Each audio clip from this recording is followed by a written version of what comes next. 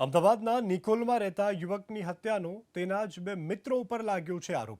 9 ફેબ્રુઆરીએ જયેશ વણજારા નામના યુવકની હત્યાના આરોપમાં પોલીસે તેના જ બે મિત્ર સચિન પંચાલ અને વિવેક ખત્રી નામના આરોપીની ધરપકડ કરી।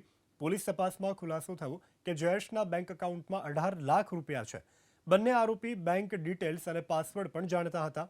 બસ એ જ રૂપિયાની લાલચમાં આરોપીઓએ સાંજે મૃતક જયેશ રાયપુરની ગામની નર્મદા કેનાલ લઈ ગયા અને જ્યાં દારૂમાં નશીલી દવા મિક્સ કરી જયેશને પીવડાવી।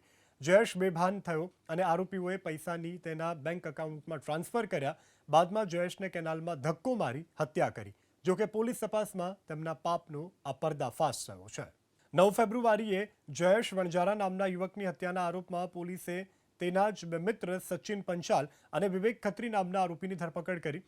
પોલીસ તપાસમાં ખુલાસો થયો કે જયેશના બેંક એકાઉન્ટમાં 18 લાખ રૂપિયા છે। બંને આરોપી બેંક ડિટેલ્સ અને પાસવર્ડ પણ જાણતા હતા। બસ એ જ રૂપિયાની લાલચમાં આરોપીઓએ સાંજે મૃતક જયેશ રાયપુરની ગામની નર્મદા કેનાલ લઈ ગયા અને જ્યાં દારૂમાં નશીલી દવા મિક્સ કરી જયેશને પીવડાવી। જયેશ બેભાન થયો અને આરોપીઓએ પૈસાની તેના બેંક એકાઉન્ટમાં ટ્રાન્સફર કર્યા। બાદમાં જયેશને કેનાલમાં ધક્કો મારી હત્યા કરી। જોકે પોલીસ તપાસમાં તેમના પાપનો આ પર્દાફાશ થયો છે।